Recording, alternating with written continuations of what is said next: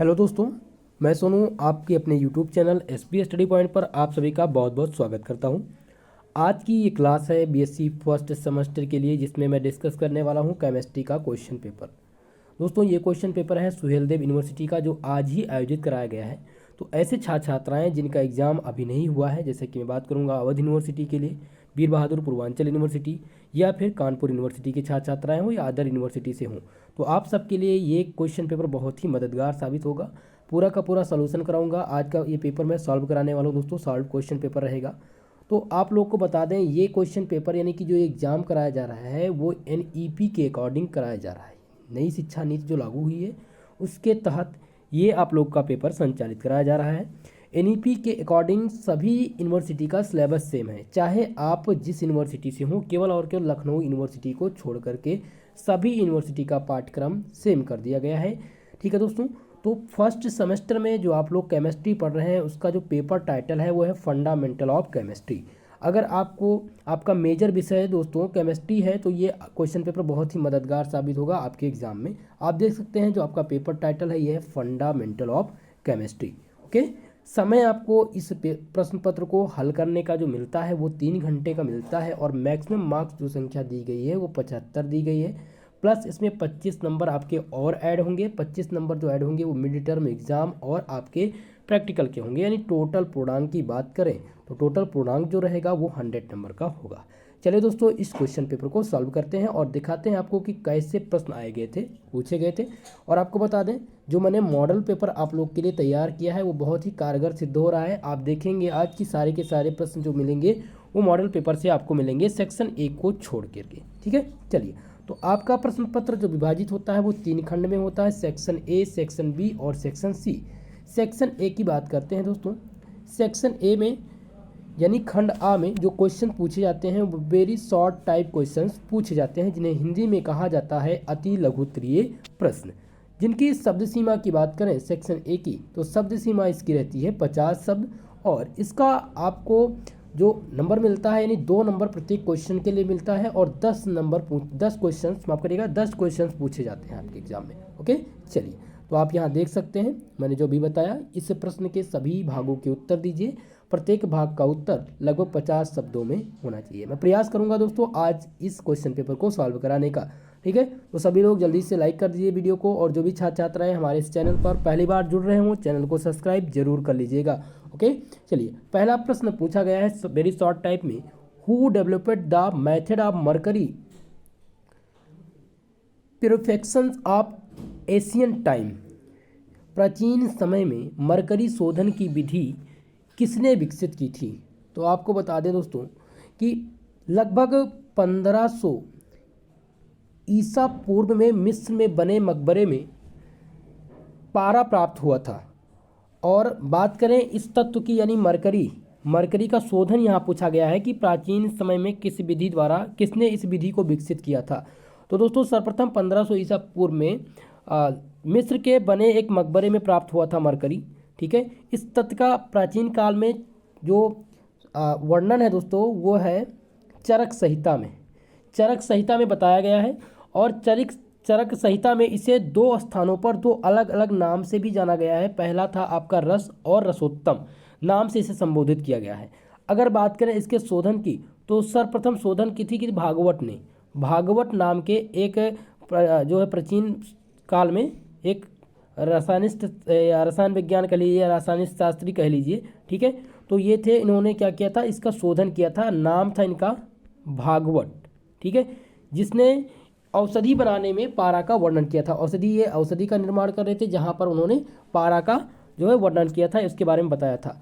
पारा का जो नाम है दोस्तों, पारा का नाम बुध ग्रह के नाम के आधार पर दिया गया है, और इस तत्व का नाम मरकरी रखा गया था बुध ग्रह के नाम के आधार पर। इसका रासायनिक संकेत आपको क्या बता दें, Hg होता है। ठीक है, चलिए। तो पहला प्रश्न का उत्तर यही आपको लिखना था। अब सेकंड क्वेश्चन की तरफ बढ़ते हैं। आपका सेकंड क्वेश्चन है, क्वेश्चन नंबर 2 दिया गया है कि CH3 CH2 NH2 और CH3 single bond C double bond O NH2 में किसकी क्षारकता अधिक और क्यों है? क्षारकता आपको बतानी है कि इसमें कौन सा मोर बेसिक होगा और क्यों होगा। तो आपको बता दें CH3 CH2 NH2 ये है एथिल एमीन है। क्या दिया गया है? एथिल एमीन दिया गया है। तो ये क्या है, ये मोर बेसिक है, मोर बेसिक है बिकॉज यानी इसलिए CH3CH2NH2 is more basic because ethyl amide, इसे क्या कहेंगे आप, एथिल एमाइड कहेंगे, ठीक है। Ethyl amide has no resonance structure, इसके पास कोई भी रिजोनेंस स्ट्रक्चर नहीं है। लेकिन अगर बात करें एसीटामाइड की, तो एसीटामाइड हैज़ लोन पेयर इलेक्ट्रॉन, इसके पास क्या है, लोन पेयर इलेक्ट्रॉन है नाइट्रोजन एटम, ठीक है, लोन पेयर इलेक्ट्रॉन है। और नाइट्रोजन एटम की बात करें, nitrogen atom is delocalised dear for the less level of more protonations of this equation, okay. तो आपको बता दें कि क्षारकता की बात की गई थी, तो सबसे ज़्यादा जो अधिक क्षारकता है वो कौन है, वो है एथिल एमाइड। एथिल एमाइड ये सबसे बेसिक है, इसका कारण ये है इसके पास कोई रिजोनेंस नहीं है, कोई अनुनाद संरचना नहीं है। बाकी बात करें एसीटामाइड की, तो एसीटामाइड के पास लोन पेयर इलेक्ट्रॉन है, तो इसके पास विभिन्न विभिन्न प्रकार की संरचनाएं बनेंगी। इसीलिए ये जो है आपका माफ करिएगा, एथिल एमाइड जो है इसके पास क्या है, मोर बेसिक है, ओके। चलिए नेक्स्ट क्वेश्चन की तरफ बढ़ेंगे। आपका अगला प्रश्न जो पूछा गया है क्वेश्चन नंबर 3 बहुत ही इंपॉर्टेंट है और बहुत ही आसान सा क्वेश्चन पूछा गया था। Write down the electronic configuration of chromium and copper. यहाँ पर क्रोमियम और कॉपर का इलेक्ट्रॉनिक विन्यास आपको लिखना है। चलिए जल्दी से बता दीजिए भैया, Cr का एटॉमिक नंबर कितना होता है, 24 होता है। 24 का आप निकालेंगे 1s2 2s2 2p6 3s2 और 3p6 4s2 और 3d4। लास्ट में अगर इसका हम देखें तो क्या निकल के आएगा, 4s2 और 3d4 आएगा, क्योंकि इसका क्रोमियम का कितना है दोस्तों, कॉपर का क्रोमियम का 24 एटॉमिक नंबर। अब बात करें अगर हम Cu की यानी कॉपर की बात करें, तो कॉपर का कितना होता है, 29 होता है एटॉमिक नंबर। 29 का लास्ट में इसका कितना आएगा, इसका आएगा 4s2 3d9 आएगा। ये इसका इलेक्ट्रॉनिक कॉन्फ़िगरेशन होगा, ओके। इस प्रकार से आप इसको सॉल्व कर सकते हैं, ये आप बता सकते हैं। चलिए अब अगला प्रश्न आपका देखते हैं, 3 नंबर प्रश्न जो है, माफ करिएगा 4 नंबर प्रश्न। 3 नंबर प्रश्न मैंने सॉल्व करा दिया, बहुत ही आसान था। अभी तक के जितने भी प्रश्न पूछे गए हैं सभी बहुत ही सरल क्वेश्चन पूछे गए थे। इस टाइप के क्वेश्चन भी आपके एग्जाम में पूछे जा सकते हैं दोस्तों। क्वेश्चन नंबर 4 पूछा गया है कि विच है more ionisation potential in OS and NO, यानी कि ऑक्सीजन सल्फर या फिर नाइट्रोजन ऑक्सीजन, ठीक है। इसमें पूछा गया प्रथम आयनन विभव, इनमें से प्रथम आयनन विभव किसका अधिक है। अब आपको बता दें प्रथम आयनन विभव नाइट्रोजन का क्या होगा, अधिक होगा। आयनन विभव नाइट्रोजन का सबसे अधिक होगा। यहाँ पर नाइट्रोजन आएगा, नाइट्रोजन के पास क्या है, द फर्स्ट। आप किस प्रकार से लिखेंगे आंसर, आपको पहले समझा देते हैं कि ऐसा क्यों हुआ, ठीक है। क्योंकि प्रथम आयनन विभव जो नाइट्रोजन का होगा, आयनन विभव ऑक्सीजन का जो मान है, ऑक्सीजन का है वो कम है। नाइट्रोजन की अपेक्षा ऑक्सीजन का जो आयनन विभव है वो क्या है, कम है। इसीलिए नाइट्रोजन का जो आयनन विभव होगा, आयनन विभव ऑक्सीजन का कम है, इसीलिए नाइट्रोजन की अपेक्षा, ओके। तो नाइट्रोजन का यहाँ पर अधिक हो जाएगा। तो आप आंसर क्या लिखेंगे, आप आंसर लिखेंगे the first ionisation energy of oxygen is less than that of the nitrogen, okay. इस प्रकार से आपको इसका आंसर लिखना था। चलिए अगले क्वेश्चन की तरफ बढ़ेंगे। नेक्स्ट प्रश्न आपका पूछा गया था 5 नंबर, बहुत ही आसान सा प्रश्न है। पूछा गया है which have larger ionic radius among the following. यहाँ पर इनमें पूछा गया है किसकी आयनिक त्रिज्या अधिक है। तो बात करें आयनिक त्रिज्या की, the ionic radii of N3- O2- F, तो हम किस प्रकार से लिखेंगे। तो यहाँ पर पूछा गया था N3 O2- और F- का। तो N3 का जो आयनिक रेडियस है वो कितना हो जाएगा, N3- का हो जाएगा, जिसका निकल के आएगा, आप मान निकालेंगे तो समथिंग आएगा 1.36 के। और अगर बात करें O2 की, तो O2- का कितना आएगा, यह आएगा 1.40। और बात करें फ्लोरीन तो इसका आएगा 1.71 के आसपास। तो इसमें से पूछा क्या गया था, इसमें पूछा गया था लार्जर, तो लार्जर किसका हो जाएगा, फ्लोरीन का हो जाएगा यहाँ पर, ठीक है। लार्जर आयनिक त्रिज्या जो हो जाएगी किसकी हो जाएगी, फ्लोरीन की हो जाएगी। पांचवा प्रश्न इस प्रकार से आपको लिखना, मैं सीधे सीधे लिख दे रहा हूँ तीनों का सीरियल बाई से। इसका हो जाएगा यानी कि N3 माइनस का हो जाएगा 1.36, और बात करें O2 की तो हो जाएगा 1.40, और बात करें F माइनस की तो वो हो जाएगा 1.71। ओके, चलिए अब बढ़ते हैं आपके छठवें प्रश्न पे। छठवां प्रश्न पूछा गया था write the hybridisation of each carbon in given compound. इसमें दिया गया था कि इसमें प्रत्येक कार्बन के संकरण बताने हैं आपको। तो आप देखेंगे यहाँ पर CH3, तो इसका जो संकरण होगा वो हो जाएगा sp3। क्यों होगा, क्योंकि इस कार्बन जो है वो सिंगल बॉन्ड से जुड़ा हुआ है। बात करें सेकंड कार्बन की, तो सेकंड कार्बन का क्या होगा, sp2 होगा, क्योंकि जो कार्बन है वो डबल बॉन्ड से जुड़ा हुआ है। बात करें तीसरे कार्बन की, तो तीसरे कार्बन का जो होगा संकरण वो क्या होगा, वो यहाँ पर आ जाएगा sp2, क्योंकि ये भी डबल बॉन्ड से है आपका जुड़ा हुआ।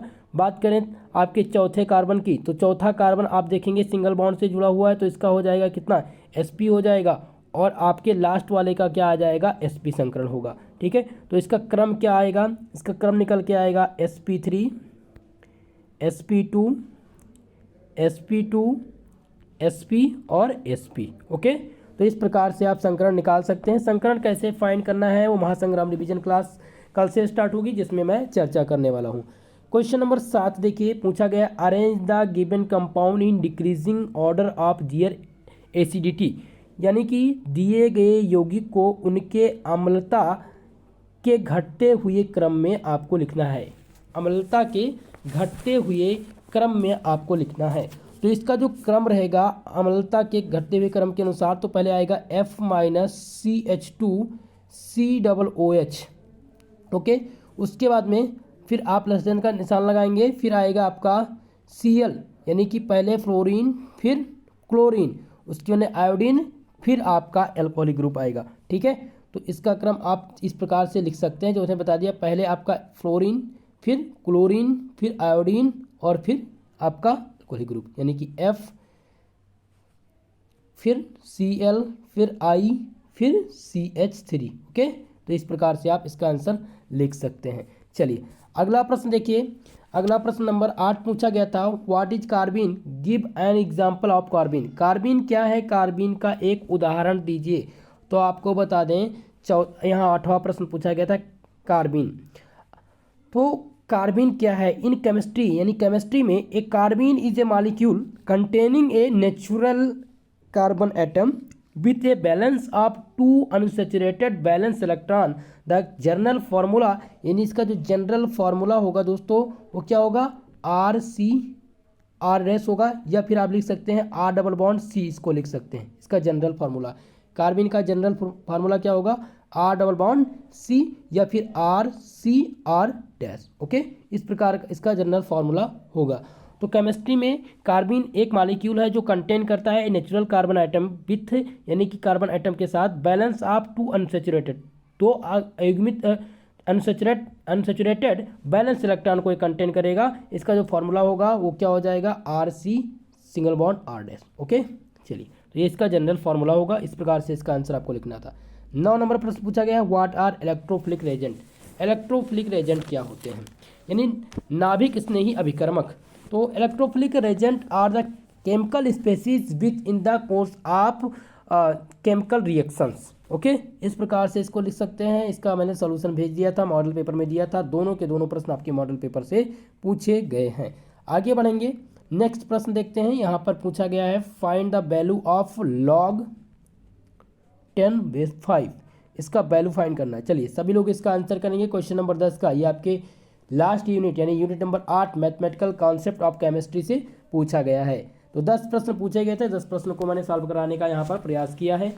बाकी सेक्शन बी के प्रश्नों को हम यहाँ पर डिस्कस करेंगे। सेक्शन बी यानी खंडबाजी जिसे कहते हैं, इसमें जो क्वेश्चन पूछे जाते हैं वो शॉर्ट टाइप क्वेश्चंस पूछे जाते हैं दोस्तों, ठीक है, यानी लघु उत्तरीय प्रश्न होते हैं। इनमें से आपको 5 प्रश्न हल करना रहता है और प्रत्येक क्वेश्चन 7 नंबर का होता है, यानी टोटल पूर्णांक की बात करें सेक्शन बी के तो ये 35 मार्क्स का आपका आता है। इसका उत्तर आपको 200 शब्दों में देना रहता है, ठीक है। चलिए अब इसमें देखते हैं कि कौन कौन से प्रश्न पूछे गए हैं सेक्शन बी में।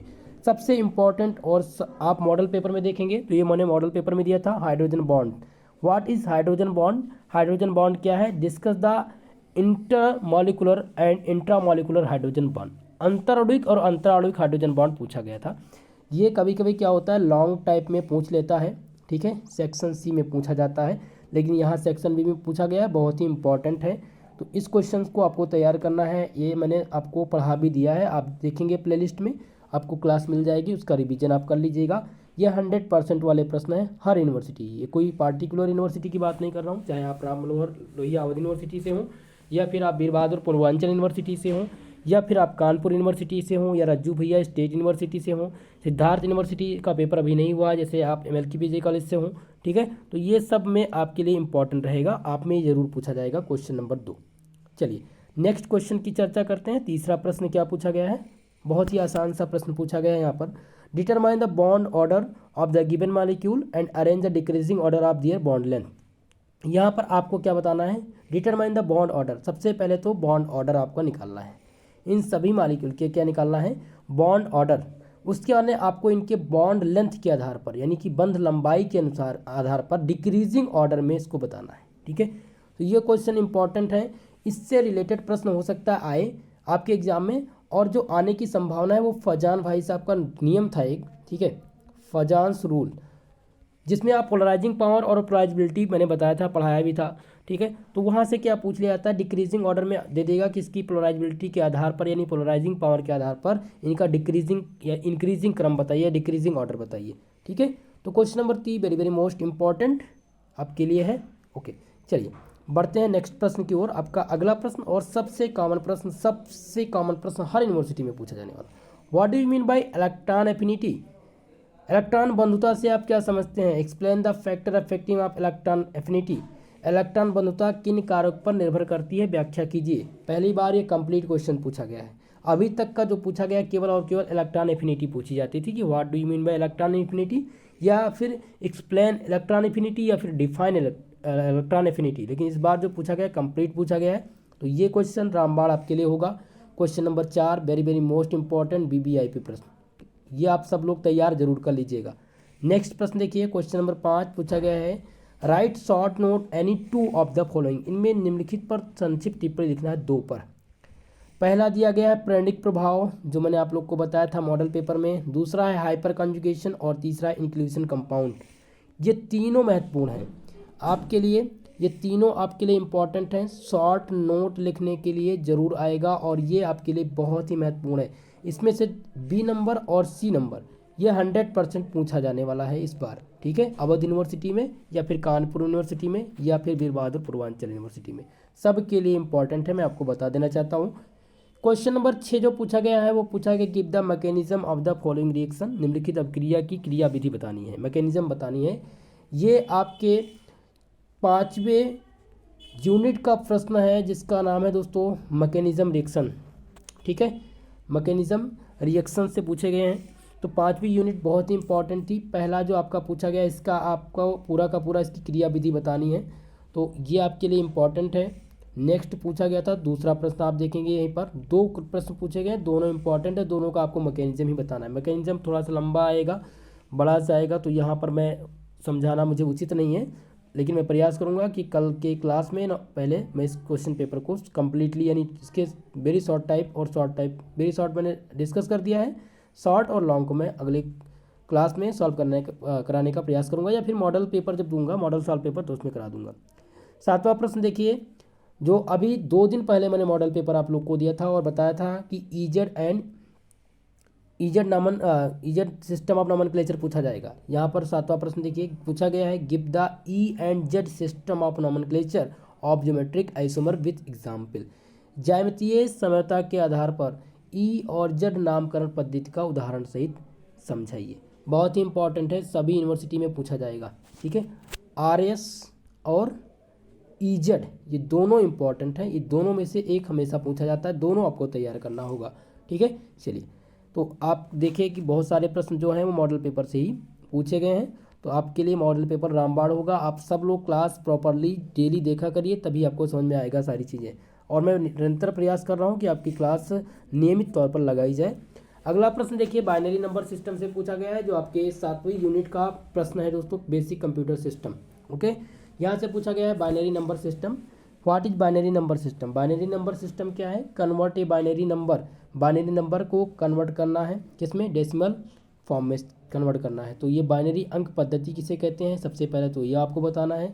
फिर बाइनरी अंक को दशमलव अंक की पद्धति में कैसे परिवर्तित करना है, ये आपको बताना है। ठीक है, ये आपका दिया गया है, बहुत ही इंपॉर्टेंट है। क्वेश्चन नंबर 8, ये वेरी वेरी मोस्ट इंपॉर्टेंट। आप देखेंगे महासंग्राम रिवीजन क्लास, आप प्लेलिस्ट में जाइए, वहाँ पर आपको मैंने सारी चीज़ें डिफाइन कर दी है, समझा दी है। 2021 और 22 सत्र का है दोस्तों, आपको मिलेगा प्लेलिस्ट में।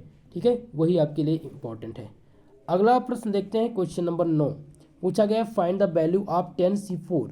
ये आपका जो लास्ट यूनिट है, मैथमेटिकल कॉन्सेप्ट ऑफ केमिस्ट्री, वहाँ से पूछा गया है, बहुत ही महत्वपूर्ण है। इस टाइप के क्वेश्चन एक प्रश्न आपके एग्जाम में आएगा और हो सकता है यही प्रश्न रिपीट हो जाए, लेकिन इससे लगभग 3 से 4 एग्जाम्पल आप ज़रूर तैयार कर लीजिएगा। ओके, 3-4 एग्जाम्पल ज़रूर आप लगा लीजिए, तभी आप इसको अच्छे से समझ पाएंगे। बी नंबर था, find the value of the following integral. यहाँ पर इंटीग्रल समाकलन आपको बताना था, इसका बहुत ही आसान था समाकलन बताना। बी नंबर प्रश्न इंपॉर्टेंट था, और समाकलन और लॉगरिथम के सवाल आप जरूर तैयार कर लीजिएगा। ठीक है, लघुगणक के। चलिए अब डिस्कस करते हैं आपके लॉन्ग टाइप यानी लॉन्ग सेक्शन के प्रश्न को, जो सबसे इम्पॉर्टेंट है आपके लिए। लॉन्ग सेक्शन आपका वेरी वेरी मोस्ट इम्पॉर्टेंट रहता है। ठीक है, पहला प्रश्न आप अपनी स्क्रीन पर देखेंगे, जो आपको दिख रहा है, जो मॉडल पेपर में भी दिखेगा और हर यूनिवर्सिटी के लॉन्ग टाइप के सेक्शन में दिखेगा। वह explain the VSEPR theory and the on the basis of this theory explain the structure of NH3 and H3O+। Okay, यहाँ दिया गया है कि वेस्पर सिद्धांत की व्याख्या कीजिए। Balance cell electron pair repulsion theory जो आपकी है, ठीक है, वो आपको कंप्लीटली बताना है, ये लॉन्ग में पूछा जाएगा। तो ये सिद्धांत क्या है, इसका कंप्लीटली आपको व्याख्या देना है। फिर इस सिद्धांत पर निर्भर CH3 और H3O+ की इसका जो स्ट्रक्चर है यानी शेप कैसा बनेगा, ये आपको बताना है, किस किस आधार पर? वेस्पर थ्योरी के आधार पर। दूसरा प्रश्न इसी से रिलेटेड आपको तैयार करना है, MOT मॉलिकुलर ऑर्बिटल थ्योरी आप तैयार कर लीजिएगा, जो वेरी वेरी मोस्ट इंपॉर्टेंट रहेगा आपके लिए। बाकी आपका जो नेक्स्ट है BBT है, बैलेंस बॉन्ड थ्योरी, ये आपके लिए इंपॉर्टेंट है, ये शॉर्ट सेक्शन में इस बार जरूर पूछा जाएगा। तो 3 है, VSEPR theory, molecular orbital theory और बैलेंस बॉन्ड थ्योरी, तो ये जरूर तैयार कर लीजिएगा, बहुत ही इंपॉर्टेंट है। और ये प्रश्न तो BBIP है, 100% वाले प्रश्न है, इसमें कोई कन्फ्यूजन ही नहीं किया आएगा, 100% आएगा। ओके, चलिए अब क्वेश्चन नंबर 12 देखिए, जो पूछा गया है वो आपको आपके यूनिट नंबर 6 स्टीरियो केमिस्ट्री से पूछा गया है। What do you mean by optical isomer? मैंने बताया था कि ऑप्टिकल आइसोमर और ज्योमेट्रिकल आइसोमर ये दोनों तैयार कर लीजिएगा। हालांकि यहाँ पर जो पूछे गए हैं वो ऑप्टिकल आइसोमरिज्म पूछे गए हैं। Discuss the optical isomerism of the lactic acid and tartaric acid.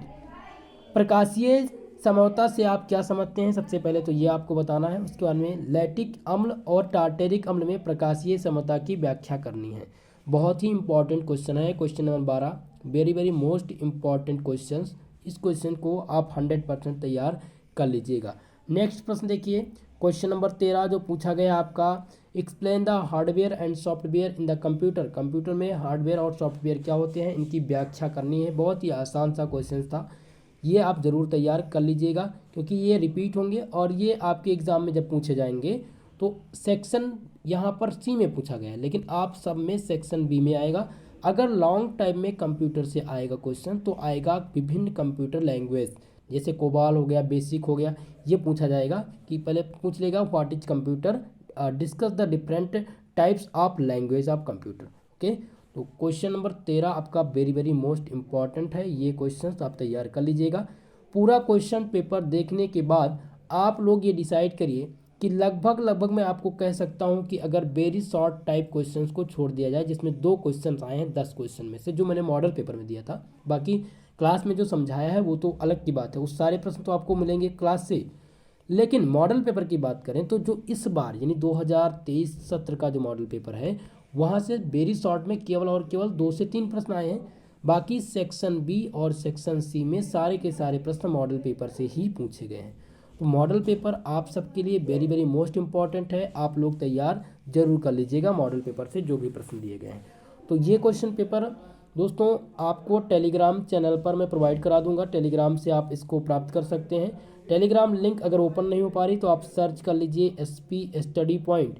जैसे ही आप सर्च करेंगे आपको हमारा चैनल दिखेगा टेलीग्राम पर, और आप उसको ज्वाइन कर लीजिए, जहाँ पर बिल्कुल फ्री में आपको PDF मिलेगा। कोई भी कॉस्ट आपसे नहीं लिया जाता, यानी कोई भी पैसा नहीं लिया जाता, ना ही क्लास का कोई पैसा लिया जाता है। बस आपको करना क्या है, थोड़ा सा सपोर्ट करना है दोस्तों। क्लास को ज़्यादा से ज़्यादा लोगों में शेयर करिए, और जो भी छात्र छात्राएँ हमारे इस चैनल पर नए आए हैं प्लीज़ चैनल को सब्सक्राइब जरूर कर लीजिएगा। ओके, तो आज की क्लास का समापन यहीं पर करेंगे। आज के लिए बस इतना ही, मिलते हैं नेक्स्ट वीडियो में, तब तक के लिए जय हिंद जय भारत।